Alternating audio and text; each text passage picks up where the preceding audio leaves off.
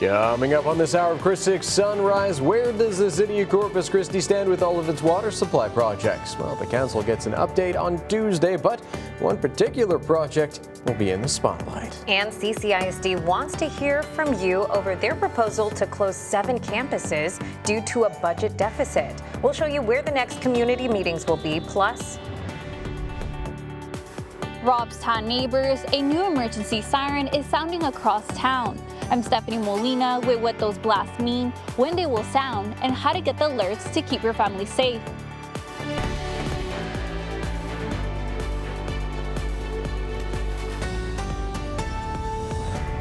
Good morning, folks. Happy Monday and welcome to Chris 6 Sunrise. You're waking up with the Hoffmans today. I'm Michelle Hoffman. And I'm Brian Hoffman. It is a Monday, brand new week filled with opportunities.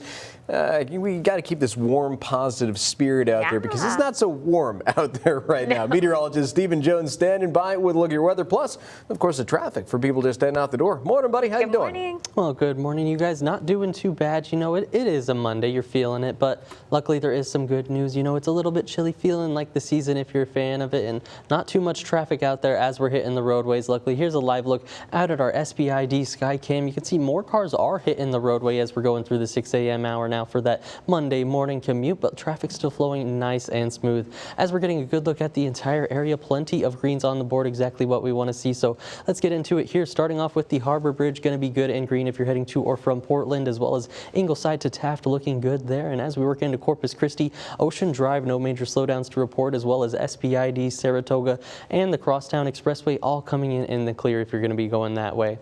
Now, as we work our way over towards Robstown and looking at Cal Allen as well, looks like a minor slowdown there as you're heading in from Cal Allen. Also a minor slowdown there near the Violet area. And as we work over towards Flower Bluff, getting a good look into this area, Waldron Road as well as Flower Bluff Drive, both coming in the clear. Just the normal slowdown you see closer to the gates there at the Naval Air Station, but really wherever you're coming from and going to, going to be a good and green day to go out and kick off your Monday. Good to know. Stephen, thank you so much. And folks, we'll get to your neighborhood news in just a bit. But first, the Senate is set to vote this week on whether to extend subsidies for the Affordable Care Act. It follows a new plan unveiled by Democrats last week. Now, if passed, it would provide a 3-year extension on expiring subsidies. It's not clear if many Republicans will join the effort, though. Last week, a bipartisan group of lawmakers in the House also unveiled a new proposal that would extend current health care subsidies. But it's unclear if that one would have the support to pass either. Scripps News Group Joe St. George will join us at 6:12 with more on this week's vote. And the Supreme Court is set to hear a case today that could strip protections for independent agencies from political pressure. The case, known as Trump v. Slaughter, stems from Trump's firing of Democrat Rebecca Slaughter from the Federal Trade Commission without cause. The High Court will hear arguments in the Justice Department's appeal of a lower court's decision that Trump exceeded his authority when he dismissed Slaughter. The case is a major test of presidential power over agencies set up by Congress. Well, back here at home, the Corpus Christi City Council will hold its first meeting of the month on Tuesday to discuss an all too familiar topic. That's water. City Manager Peter Zanotti will give council members an update on several water supply projects. There's going to be a special focus, though, on the Evangeline groundwater project. It could provide the city with 12 million gallons of water per day, but the project was met with opposition from San Patricio County residents during an information session held there about 2 weeks ago. And the new year is bringing higher water and wastewater rates for Corpus Christi residents. So according to the city, the average residential water rate will go up by $4.78 per month. Wastewater rates will increase by $4.20. That means a monthly increase of nearly $9 in the city of Corpus Christi utility bills. The city says that the rate hikes are needed for water and wastewater infrastructure upgrades and to cover additional water supply costs to provide more water throughout the Mary Roads pipeline. The increase will begin January 1st. Some teachers in Corpus Christi are worried about House Bill 8. It would replace the STAR test with 3 smaller exams spread throughout the school year. Supporters say it could ease pressure on students, but teachers worry decisions are being made without enough input from the classroom. We have people at the state level who are not educators who are making these decisions, and they think they know what it takes to be able to teach a child. State leaders say the goal is to improve test scores, and district leaders say they will help prepare their teachers for these changes. The bill will go into effect for the 2027-2028 school year. The city of Robson has a new safety siren, and it's been a long time coming for this community. It broke nearly 4 years ago, and now thanks to funding through Nueces County, the fire department finally has a new one. This siren is meant to warn neighbors of any emergency. It also has different tones for each situation. Right now, officials are testing the siren Monday through Saturday at noon, so when you hear this, you don't have to be alarmed. For now, residents can also sign up for reverse alerts and Robson's emergency public notification platform. They gotta hit one of the top button. The button is pressed manually, so if you don't hear it through the testing period, don't worry. That just means the fire department is attending a call. Well, hey there, and good Monday morning, Coastal Bend. I'm meteorologist Stephen Jones. As we take a live look out at our USS Lexington cam brought to us by First Community Bank, clear skies overhead, the new Harbor Bridge in view with a few cars heading out for that Monday morning commute, but traffic flowing nice and smooth with the aquarium nice and lit up out there. Just a little bit of a chilly start coming in those 40s as we're kicking off our Monday. 44 up there in Beeville, and as we work over to Cotulla, coming in at 42 degrees, but feeling like 39 up there. 47 here in town, 46 the number for Rockport, going to be the same as we work our way to the southwest there in Hebronville. As we get a good look at our winds, still some gusty winds closer to the coast, coming in at 15 miles an hour here in town, 20 miles an hour over at the Naval Air Station, as well as up there in Rockport. But as you work your way up towards Freer and Cotulla, only coming in around that 5 mile an hour mark as you work your way towards the inland communities. For our dog walking forecast today, we've got Sherlock on the board, just ready there enjoying some sunshine. And as we look at our temperatures for Sherlock's Walk, going to be plenty of sunshine on the board today, but just a little chilly, coming in at 49 degrees by 9 a.m., 52 there by 10 a.m., and by lunchtime sitting around 58 degrees with those winds out of the north, about 10 to 15 miles an hour, also going to help keep us cool going through the rest of the day in terms of those feels like temperatures. Only not even going to escape the lower 60s, pushing 61 degrees by about 3 to 4 p.m. this afternoon. Actual temperatures probably about that 65 degree mark or so before we go back into the 40s and the upper 30s for feels like temperatures and do it all again as we kick off our Tuesday tomorrow. Really big weather picture. You can see we're starting to see more of that high pressure working into the Lone Star State, and plenty of sunshine for most of us across Texas, including the Coastal Bend. And as we go through the next few days, going to remain with some of this high pressure in place working in from the west coast. You can see the cooler temperature is going to remain off towards the Great Lakes and New England area, but here into Texas and the Corpus Christi area, going to have that upper level ridge mainly influencing our weather pattern, putting us nice and warm as we go through the middle of the week, but unfortunately really diminishing those rain chances as we go through today and tomorrow, and for most of the week until we get towards the weekend time frame. That's where we start to see maybe just a little bit of isolated activity making its return to the area by Friday, Saturday, and Sunday, but still confidence in that in terms as well as rainfall totals are looking very low right now with this system working in. So in terms of rain for the next 7 days, not looking too likely for us, just maybe some scattered activity this weekend. Either way, looking forward to the warmer temperatures by the middle of this week if you're not a fan of the chilly start today. Going to start to cool back off as we head into the weekend with some more moisture on the board, going to increase that cloud cover as well as slightly increasing those rain chances. Well, the healthcare fight in Washington will be on full display this week. Coming up on Sunrise, Scripps News Group's Joe St. George has a preview of this week's vote. Welcome back, folks. 6:11 is your time. Taking a live look from our LexCam. Looking pretty decent right now. And we're going to be checking in with the roadways, plus the weather, of course, with meteorologist Stephen Jones in just a bit. He's standing by to look at your forecast. But first, we've got some national news to get to, folks. The Senate is set to vote this week on whether to extend the subsidies for the Affordable Care Act. It follows a new plan unveiled by Democrats. So it would basically provide a 3-year extension for those expiring subsidies. Now, to talk more about this week's vote, we bring in our Deputy Political Director, Joe St. George. And the Republicans have yet to reveal their competing health care plan, Joe. What are the chances that a plan will actually pass? Well, look, it's early on a Monday, right? But I wouldn't hold your breath. There's still a lot of divisions. I mean, this is what the government shutdown was about, right? Democrats wanted an extension. Republicans had issues with it. There are some Republicans who would like to see at least some form of an extension, maybe one with income eligibility, new income eligibility requirements, limiting the size. But then there's a corner of the Republican Party that are saying, wait a minute, these are COVID-era subsidies. It's time to move on from COVID.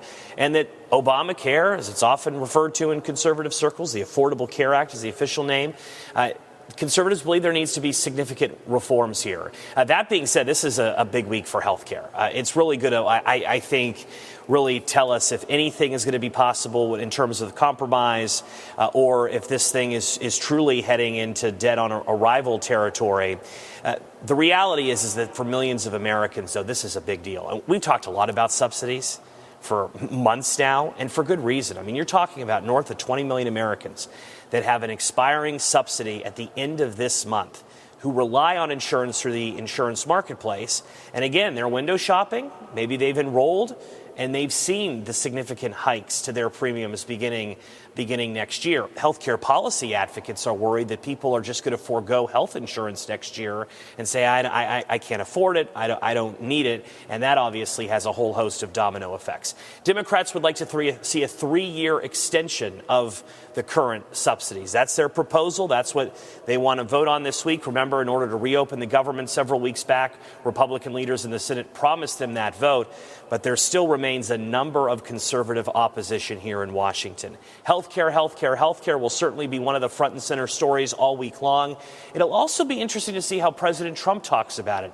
He's set to hold an affordability event in Pennsylvania. He hasn't done a ton of travel throughout the U.S. talking about affordability, talking about rising prices, but the president is doing that tomorrow, Tuesday. I think that's recognition that this is really an issue for the American people. A recent Gallup poll had 40% of the country citing economic conditions as being poor right now. A lot of our viewers right now are certainly worried about affordability. We know that because that's what the polls are showing, guys.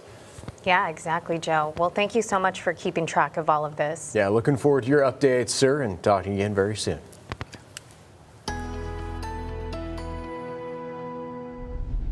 Well, good Monday morning there, Coastal Bend. I'm meteorologist Stephen Jones. As we're taking a live look out at our Snoopy's Pier Skycam, thanks to Matthew CCAC, sitting at 49 degrees and those winds howling out of the north at 20 miles an hour. Still have it feeling like the mid 40s, if not the lower 40s. So definitely bundle up as we're heading out today. The causeway in view, though. A few cars heading out for that Monday morning commute as we're getting it started off. And as we take a look at those temperatures in your neighborhoods, sitting at 44 there in Beeville, 42 in Cotulla, but feeling like 39 degrees up there.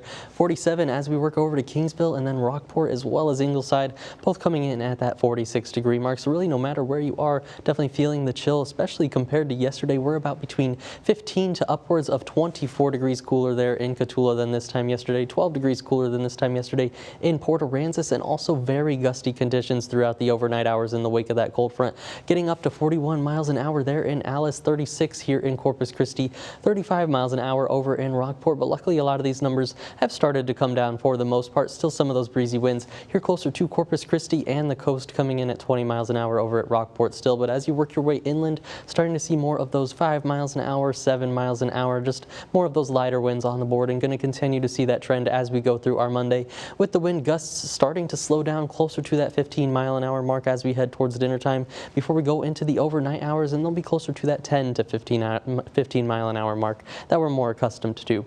For our feels like temperatures, though, all that northerly breeze still going to help keep us nice and cool today. Only going to get up into those lower 60s for the feels like temperatures, the mid 60s for actual air temperatures before we go into the overnight hours. Those 40s and 30s going to make their return once again. So another chilly start as we're kicking off our Tuesday tomorrow. For the big weather picture, though, all the high pressure starting to work in towards the Lone Star State and plenty of sunshine as well. Going to continue this trend as we head through tomorrow and most of the week ahead as well, with the upper level pattern getting this ridge into the west coast and mostly going to be influenced influencing our weather pattern as well into the Lone Star State. So lots of high pressure and sunshine going to mean warm temperatures for us, even pushing up towards the 80s as we're heading in towards Wednesday and Thursday. But unfortunately, rain chances with the high pressure going to remain towards the bottom of the board. Very unlikely to see anything as we go through the work week ahead. Maybe as we head in towards the weekend, we start to get just a little bit of a rain chance working back in, but overall it's only going to be isolated. Rain totals as well as confidence going to be pretty low with this system as it works in towards the weekend, so not going to be a drought buster for us, but overall the 7-day forecast ahead not looking too bad. Pushing up into those 80s for a couple warm and above average days as we finish out the second week of December, with more moisture and that potential for rain working in this weekend. The burn ban is lifted in Nueces County, but danger isn't over. A small spark can still race across dry grass. I'm Tyrese Boone with why conditions are still primed for fast-moving brush fires and what you need to know to stay. Well, it is the start of a brand new work week. Some of you might need to fill up the tank to get prepared, right? Well, don't worry. I've got the cheapest prices all around town when we come back.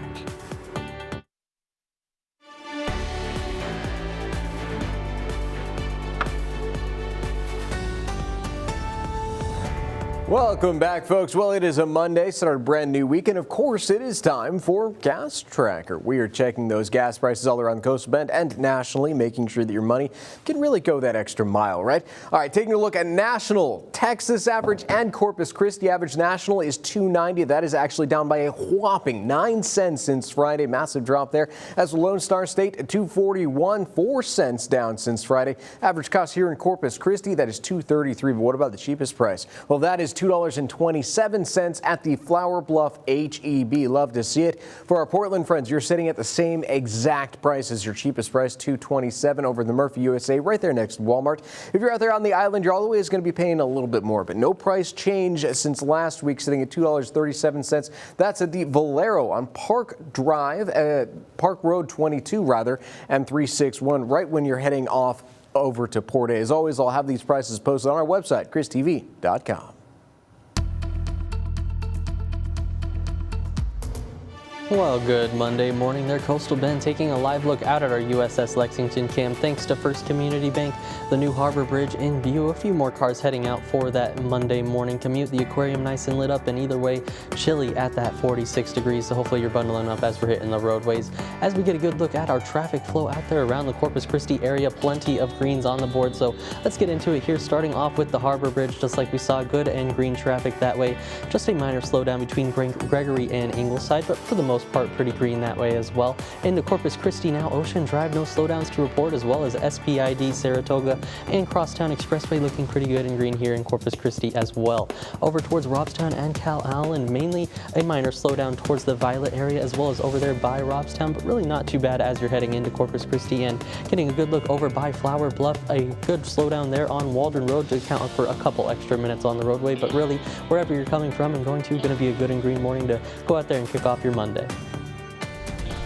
Goodbye to the end of the year STAR test. I'm Jada Jenkins on the West Side, and I explain what's replacing this long-time standardized test this coming year. Now, weather on the 6s. Well, hey there, and happy Monday, Coastal Bend, as we're taking a live look out at our Snoopy Sky Cam. Thanks to Matthew CCAC. A little bit of a chilly morning coming in at 46 degrees, and those winds out of the north about 15 to 20 miles an hour still. Although the causeway is flowing nice and smooth in terms of that traffic and not too much cloud cover, and we're going to see those sunny skies staying with us today. But over the past 10 hours, we have seen a very decent cool down. Thanks to that cold front we saw working in last night. We were at 64 degrees at 8 p.m. last night, even that 70 degree mark towards 7 p.m. Now we're down into those upper 40s, a good 23 degree run over the past 11 hours or so. As we're looking at the current temperatures in your neck of the woods, a little cooler off to the north, 44 there in Beeville, 42 the number in Cotulla, but feeling like that 39 degree mark thanks to those winds out of the north, 49 at the Naval Air Station, 48 over in Port Aransas, and then as we work our way to the southwest, Hebronville coming in at that 46 degree mark. Whenever we're looking at the gusty winds, though, they have definitely been around throughout the overnight hours, pushing up as high as the 40s there at the Naval Air Station, as well as over in Alice, reaching into the 40s. 35 miles an hour up there in Rockport, 26 miles an hour, the peak wind gust over there in Hebronville, but luckily most of those winds starting to come down, especially as you work your way inland towards that 5 to even 7 or 8 mile an hour mark. Closer to the coast, still sitting with those gusty winds. Rockport coming in at 20 miles an hour, as well as over at the Naval Air Station, so still definitely breezy as we're going through the morning hours closer to the coast.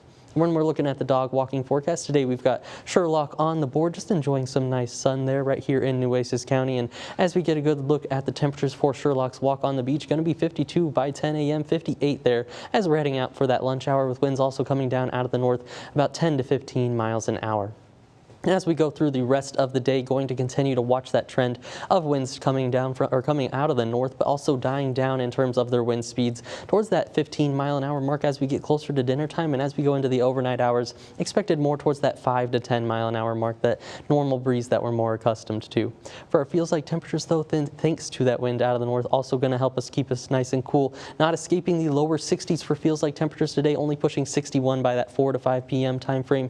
And then we go into the overnight hours, the 40s and the 30s for feels like temperatures, and do it all again as we go into our Tuesday with even warmer air on the way. For the big weather picture, this is part of why we've got high pressure working into the Lone Star State. Plenty of sunshine, and with all the sunshine and the drier air, we're going to see our temperatures warm up pretty nicely. And through the next few days, going to continue to watch this high pressure building in over the west coast for the most part, mainly influencing our weather pattern as well. The core of the cold air going to remain off towards the Great Lakes and New England region. So for now, looking like a quiet week of weather here in the Corpus Christi area. And as we look at our rain chances, unfortunately that high pressure going to keep them at the bottom of the board. Not expecting any rain for today into tomorrow, or really most of the work week. As we head into Friday and the weekend, we could see those chances kick back up just a little bit, but unfortunately only sitting in that isolated category. Not going to be the drought buster that we really need. Still got about 10.5 inches to go for the year. And in terms of the drought monitor, this is a look at last week's update. You can still see the extreme drought on the I-10 corridor between San Antonio and Houston, also around our area. But as we go into this week's update, we've chipped away at it just a little bit, as well as that severe drought, but still a lot of work to do in the coastal bend as well as around that San Antonio region. So hopefully we start to get some more weather makers into our area as we go through the end of the year and into early next year. For our 7-day forecast, we've got some warm days on the board as we head into Wednesday and Thursday in those 80s, definitely above average. Overnight lows pushing as high as the 60s as we roll into the weekend, with daytime highs decreasing, with those rain chances increasing slightly into Sunday. I'm John Matarese. With shipping rates up the past few years, it's more important than ever to get your packages out early this year. I'll give you some important shipping deadlines so you don't waste your money. Well, most people have never known a time without a Navy base nearby. But what if I told you that NAS Corpus Christi hasn't really been here that long? We'll tell you how the Navy landed here coming up. This is Coastal Bend History. I'm Clara Benitez Cortez outside of Naval Air Station Corpus Christi. Well, just after 2 decades after World War I, the U.S. began increasing its U.S. military readiness. Now, one of those concerns was the need for trained naval pilots, and 2 Texas congressmen made that a reality. In 1938, U.S. military leaders worried about the nation's state of military readiness. They began to petition President Franklin D. Roosevelt and Congress for more money. In June of that year, Congress called for more than $1 billion in spending to upgrade naval facilities nationwide. While no actual money was authorized, they were sending a message. And one of the most urgent needs was a severe shortage of trained naval pilots. A new base was needed, and Texas leaders proposed it be built along our coast. Houston, Galveston, and Corpus Christi all made bids for the new air training facility. But the Texas Congressman Richard Kleberg and Lyndon Baines Johnson worked hard to make sure it landed in Corpus Christi. World War II broke out in Europe in September of 1939.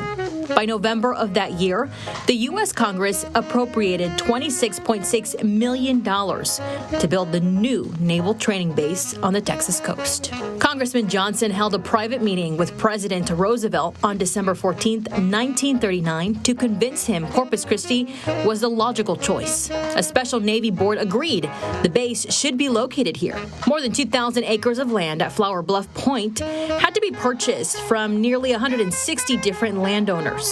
Then the government had to expand that number to more than 4,600 acres as auxiliary fields were added to the plants. The government made it clear any owner who refused to sell would have condemnation suits filed against them. Navy Commander L.N. Moeller was put in charge of construction of the main base. He estimated a workforce of 10,000 men would be needed for the project. Work began in July of 1940. By late November of that same year, 7,000 construction workers were working day and night. A huge administration building was the first structure built. Miles of runways, 4 hangars for seaplanes, and 4 hangars for land planes would be built along the barracks for 1,500 enlisted men.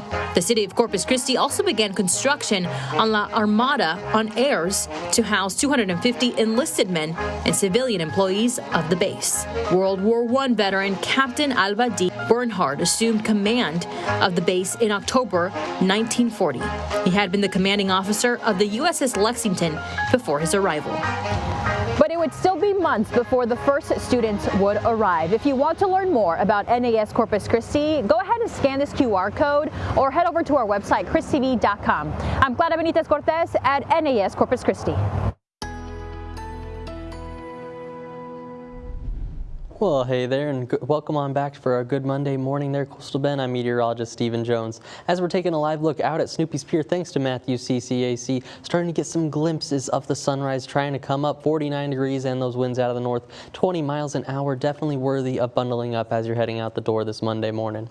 For our dew points, though, with that cold front that worked through, they have significantly dropped since the weekend, coming into the 30s for most of us, even a few 40s on the board as you work your way to the south. Ingleside still coming in at 41, Beeville there at that 35-degree dew point, definitely noticing the drier air that we're seeing out there. And as we look at the temperatures in your neck of the woods, 43 over there in Beeville, 47 over in Kingsville this morning, and those winds pretty variable this morning, 8 miles an hour there in Alice, 20 over at the Naval Air Station, 15 miles an hour here in the Corpus Christi area, with visibilities looking good across the board with those dew points so dry right now, so no fog to worry about, of course. And as we look at the Doppler radar, nice clear skies going to remain with us throughout the rest of our Monday as well, but there is some rain chances heading into the weekend, so I'll break down all of those as well as the 7-day forecast coming up in a bit.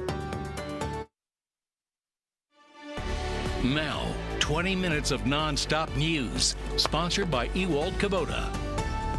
Hey, welcome back, everyone. Thank you so much for tuning in to our 20 minutes of non-stop news with the Hoffmans. I'm Brian Hoffman. And I'm Michelle Hoffman. We have plenty of neighborhood news for you this morning, folks. But first, let's check in with meteorologist Stephen Jones for a look at our roadways this Monday morning. How's it going, Stephen?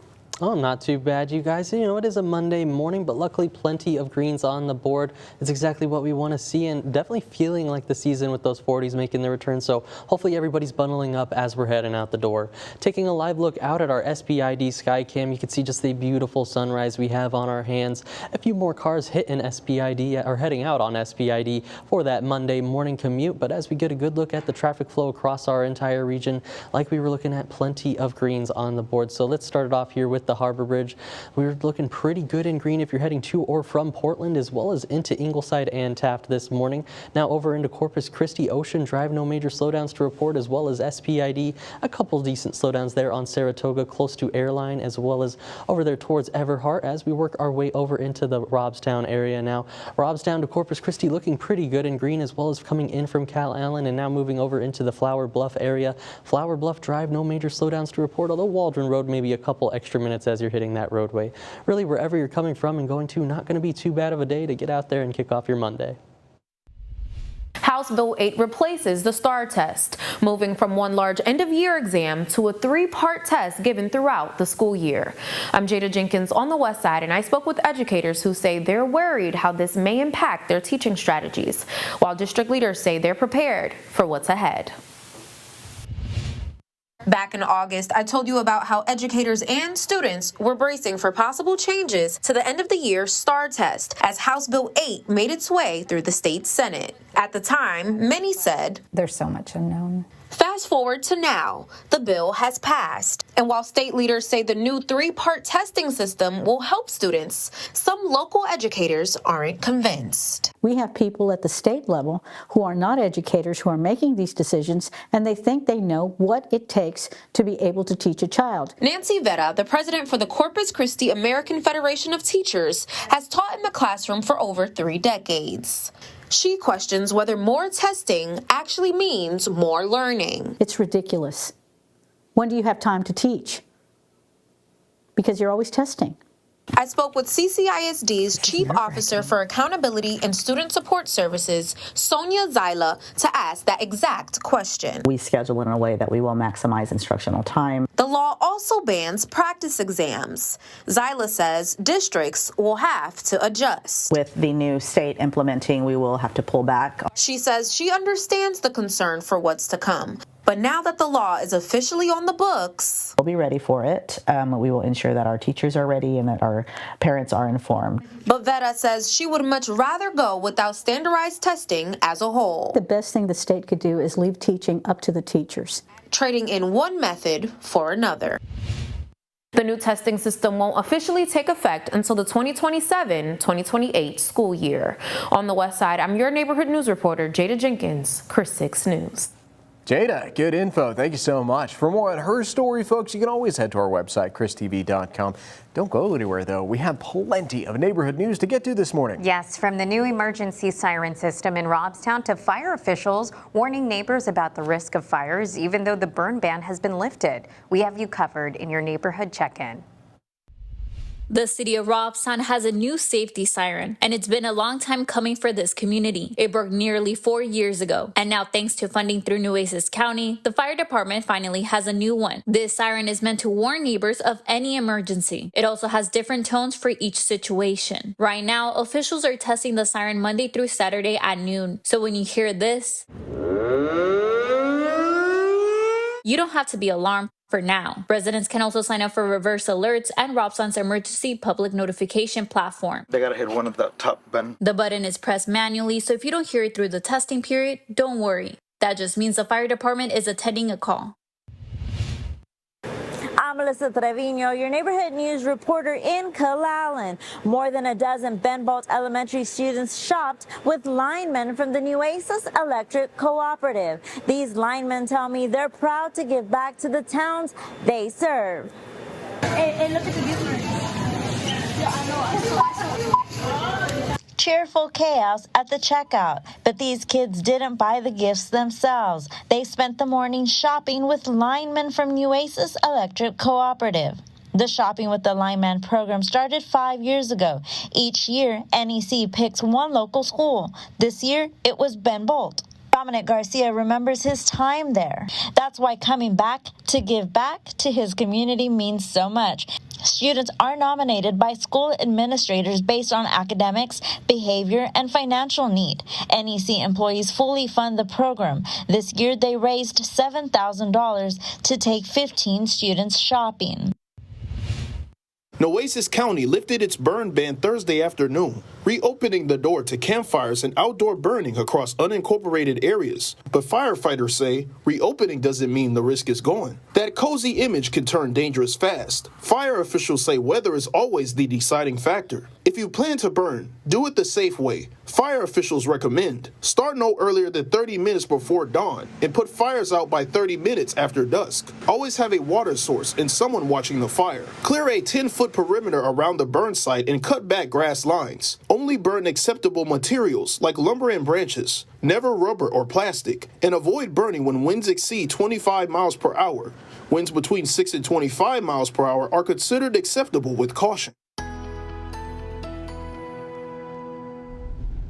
Well, hey there, and good Monday morning, Coastal Bend. I'm meteorologist Stephen Jones. As we're taking a live look out at our USS Lexington cam, thanks to First Community Bank, you can see the new Harbor Bridge in view there with cars heading out for that Monday morning commute, but flowing nice and smooth without any clouds in the sky right now, and just a little bit of a chill in the air coming in at 47 degrees. Those winds in your neck of the woods, 43 up there in Beeville, feeling like 39 though.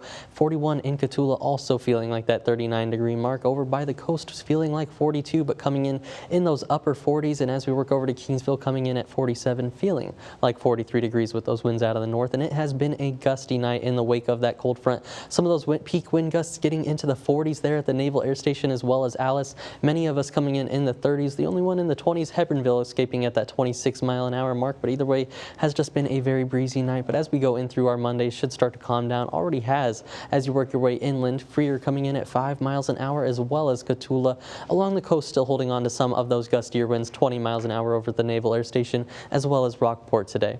For our dog walking forecast, we've got Sherlock here on the board, just enjoying some nice sun rays. And as we go through our Monday for Sherlock's walk along the beach, going to be 49 degrees by 9 a.m., 55 there by 11 a.m., 58 for that lunch hour with plenty of sunshine on the board. So looking like a good beach walk today for Sherlock as we're heading out there. And feels like temperatures not going to be too bad either. You could probably keep the jacket with you all day. Only going to be getting into those lower 60s by the mid-afternoon for peak heating. Actual air temperatures likely to be in those mid-60s, and then we'll go into the overnight hours, see the 40s, if not the upper 30s, return for feels like temperatures and do it all again for another chilly start to our Tuesday. For the big weather picture, you could see more high pressure working into the Lone Star State and plenty of sunshine for us across the Texas area. Going to see this trend continue as we go through the next few days with the upper level pattern showing you this upper level ridge of high pressure trying to push in from the west coast, mainly influencing our weather pattern. The core of that cold air going to remain off towards the northeast with the Great Lakes region. Whenever we're taking a look at our rain chances throughout today, though, all that high pressure going to diminish them substantially, remaining towards the bottom of the board for today and tomorrow, and really through most of the week ahead. By the weekend, we see a slight resurgence in those rain chances, pushing into the isolated category, but overall not going to be a drought buster, not going to be the 10.5 inches of rain we need to make up for 2025. For our 7-day forecast, though, not looking too bad, if I say so myself, pushing into those 80s by Wednesday to Thursday. Definitely above average, so a little warm there before more cloud cover and those rain chances start to work in by the weekend. Millions of packages will soon be crisscrossing the country in advance of the holidays, and with important shipping deadlines coming up, Santa says the earlier you can get those packages out, the merrier your holidays will be. John Hoffert trades sports memorabilia. Yeah, I really appreciate it. Like this vintage stadium photo. This month, he's shipping things extra early. Grab a measurement, straight to the box. Mason McCarty, manager of this Safe Ship store, says don't wait because last-minute shipping expenses will make you a holiday Grinch. The main thing you're going to see is that price is going to double to triple on you. So say you had a box that was going to be $40, you may spend $100 to ship that box again.